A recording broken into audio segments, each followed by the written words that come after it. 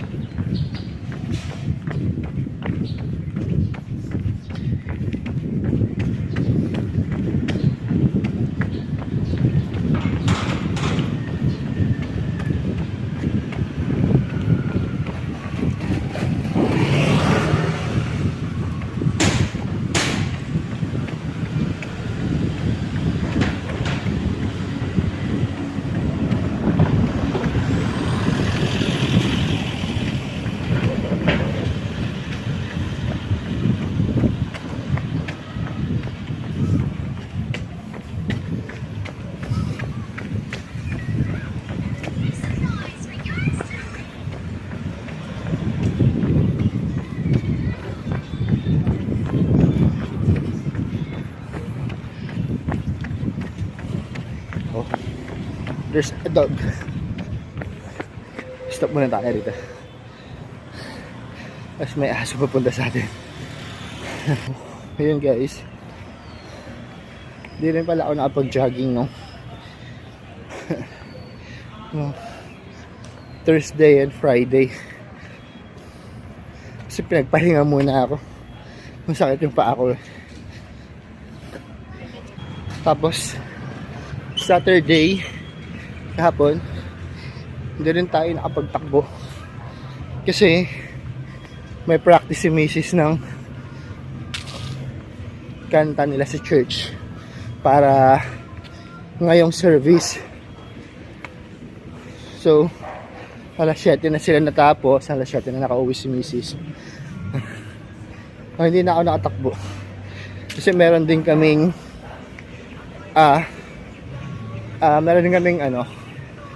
Saturday Bible study ng 8 until 9. So yun. Tapos 9 to 10 medyo hinahantok na yung mga kids. So tulog na kami around 10 kasi nag-wash up pa sila. 10 tulog na yung mga kids. So sumunod na rin kami ni Mrs.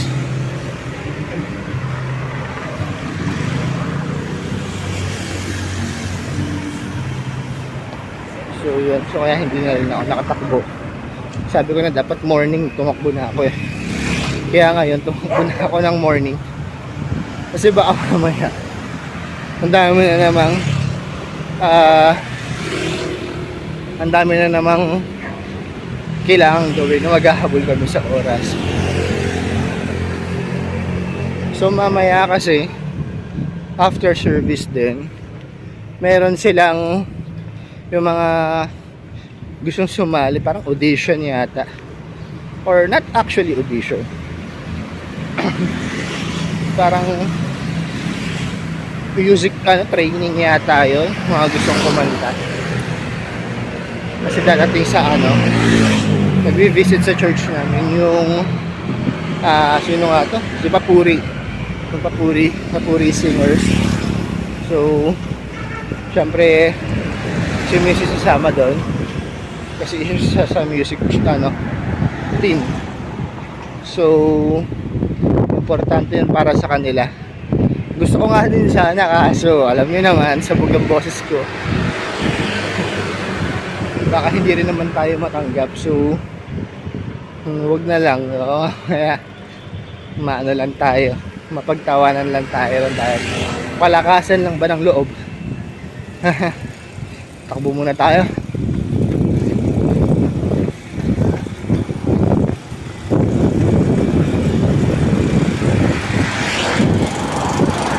At sa sa ano guys.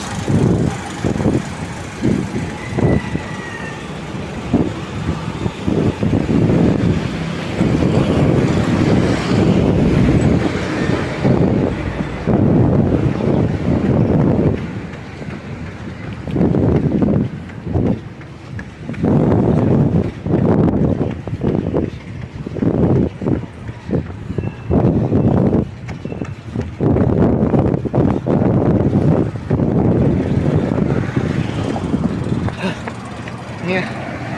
Diba?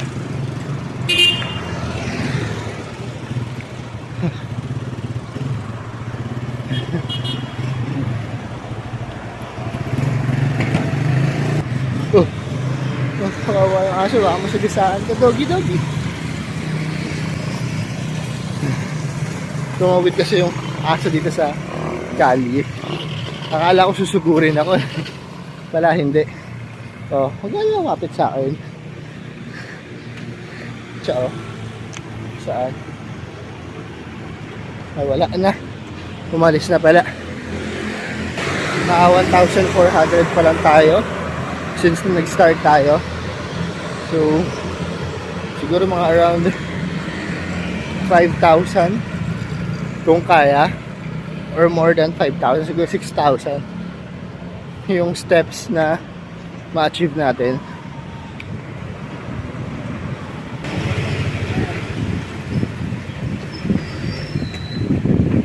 Sakyan. Go.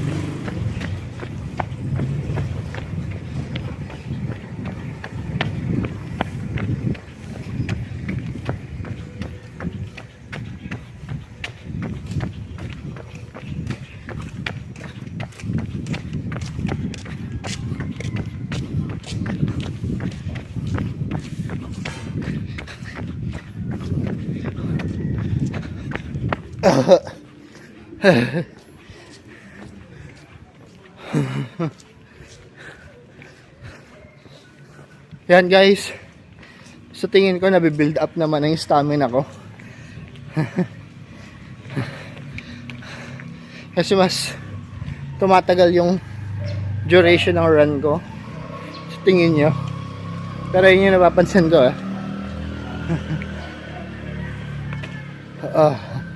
gugutom ako.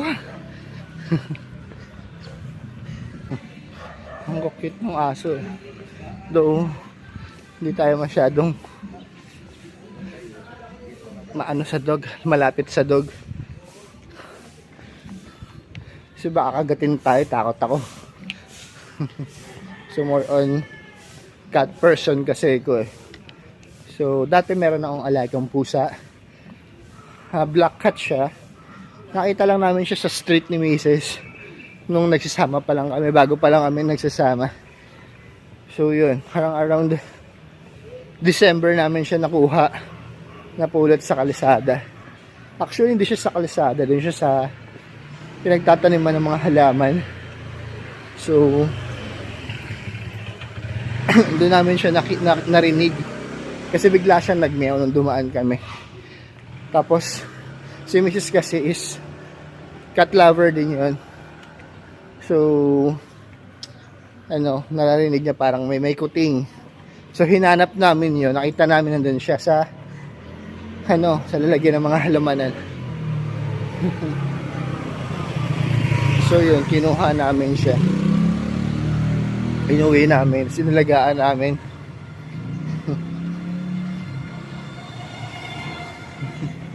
So nung nakita siya ng nanay ni Mrs., pinatatapon sa akin. Kasi black nga na pusa, black na kuting. Malas daw, malas. Ako hindi naman ako naniniwala sa malas. Pero sila kasi naniniwala na malas na Malas daw ang itim na pusa. Eh, napaka-cute. Paano malas yun? Napaka-cute nun. So, ayun, inalagaan namin siya for almost 2 years din. Kaso, namatay nga siya. Ganun pala yung pusa. Kapag may sakit na sila, tapos alam na nilang malapit na silang mamatay, nagtatago sila. So, nagtataka ako, nasa na yung pusa ko? Hindi na siya umuwi. Kung pala, nagtago na siya sa pinakasulok sa baba. Tapos, nalaman na lang namin yun, napatay na siya. Tapos, ang malungkot nun, syempre, hindi na namin siya nakita kasi nung nakita nilang namatay na ng kapitbahay, tinapon na siya. So, kawawa naman yung pusa namin. Hindi na namin siya nakita. So, yun. Tapos kaya mula nun, hindi na muna kami nag-alaga ng pusa kasi kawawa. Tsaka meron na rin kaming anak, yung balahibo. Pero syempre yun medyo may trauma ako ngayon sa pag-aalaga ng pusa kasi kawawa nga nung namatay. Subo tayo ulit.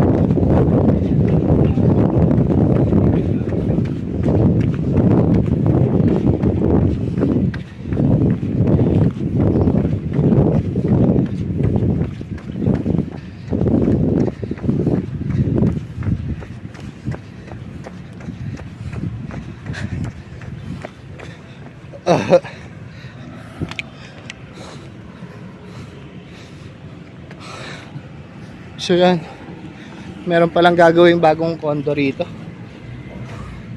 sa area. Dati warehouse kasi yan, tapos parang hindi na nagagamit.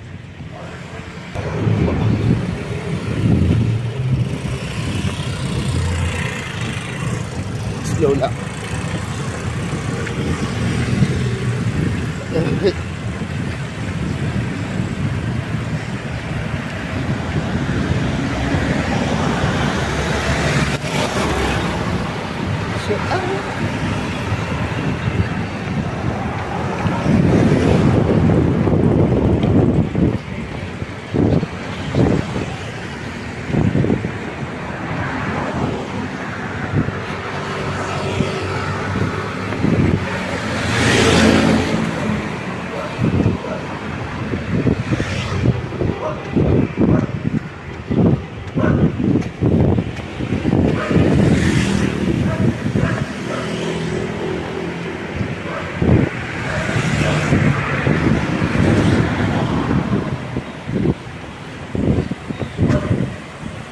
So naka 2.7 na.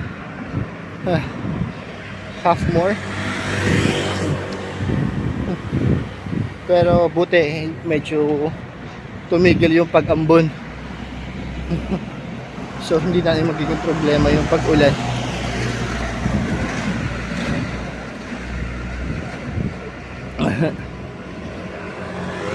Doon naninikip yung lalamunan ko, para ako nauuhaw. Gusto kong uminom ng tubig. Wala tayong dala, hindi rin tayo nagdala ng pera kasi nagmamadali rin tayo kanina na hindi na magising sila misis tsaka yung mga bata. Lalo na pag mga bata mahirap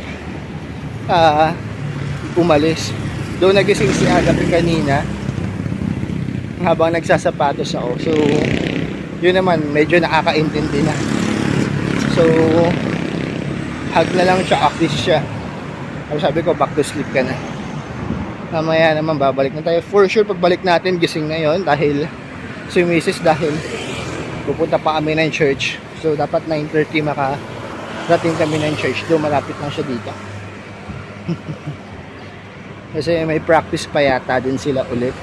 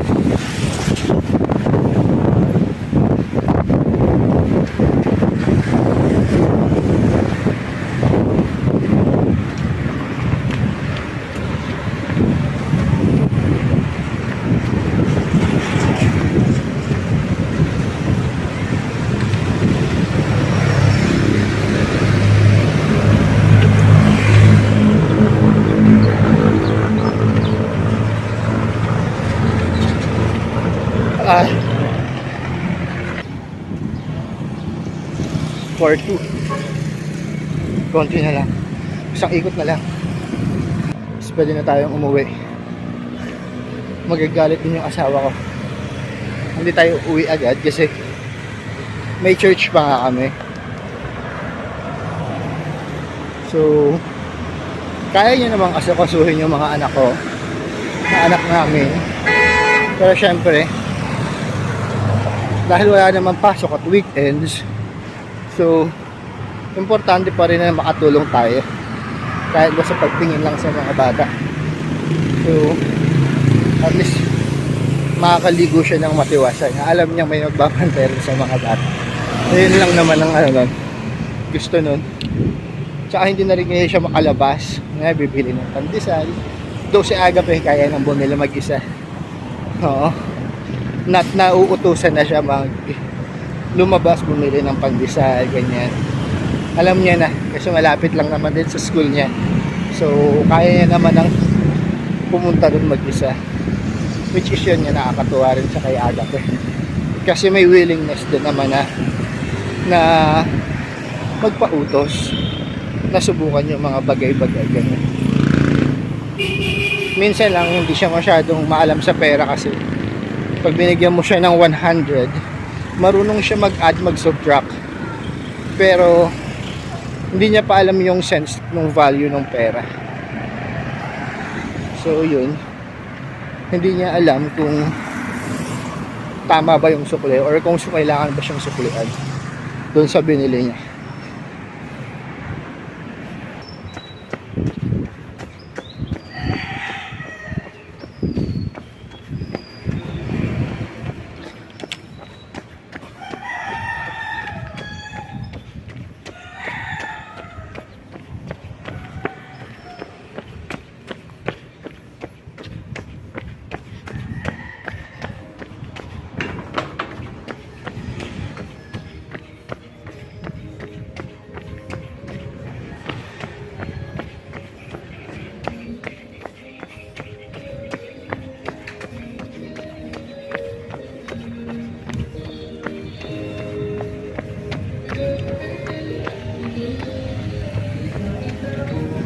Ay, may aso na naman.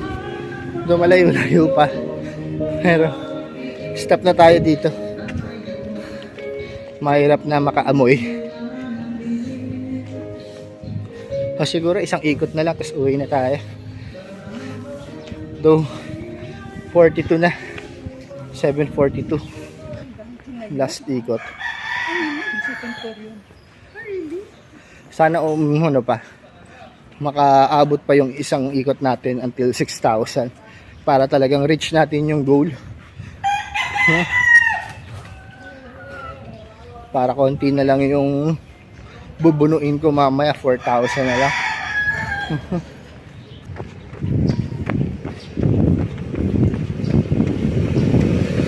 Ito guys, may landers dito eh. Hindi pa ako nakakapasok sa ganito kasi may membership, diba? Tsaka feeling ko wala akong mabibili sa budget. Mahal ba dyan? Kasi yung nakikita ko sa mga vlogs, sa mga sikat na vloggers, pag nag-shopping sila dyan sa landers, parang kailangan bultuhan yung bili mo, or talagang ganun lang yung bili nila. Unlike sa Pure Gold, diba, na may mga parang tingi-tingi sila, pwede kang bumili lang ng isa, dalawa. Tapos yung mga small packs, feeling ko kasi wala silang small packs, parang isang box talaga or isang malaking pack ang kailangan mong bilhin dyan. Yan o. Tsaka parang kailangan may sasakyan ba para makapasok. Feeling ko lang, pero may mga nakikita naman ako naka-tricycle, naka-sidecar, pumapasok sa loob, or magpapadrop dyan sa baba. Pero kasi parang feeling ko parang napakamahal nila dyan, or dahil nga exclusive yung yung store nila, ganyan. So hindi pa ako nakapasok dyan. I would like to try, kaso baka kasi wala akong mabili, so nakakahiya na pumasok ako tapos wala naman akong mabili. So yun, kaya hindi ko sinusubukan na na magpa-member dyan. Feeling ko kasi talaga mahal. Yun, 5,800 na, sakto. Lalagpas tayo ng 6,000. So yun, ito na lang. Pagdating natin doon, uwi na tayo. Adjourn na tayo sa pag-jogging. And not sure kung paano ko kukumpletuhin yung 10,000. Siguro maglalakad na lang ako mamaya. Gagala-gala muna siguro ako mamaya ng hapon. Pero hopefully matapos ng maaga silang misis with the papuri. Para makalabas din ako. Kasi dapat kahapon lalabas ako pero hindi na ako natuloy. So anyway, 6,200 naman na. So it's a good thing na kapag natapos natin siya. So okay guys. Pero bye-bye, next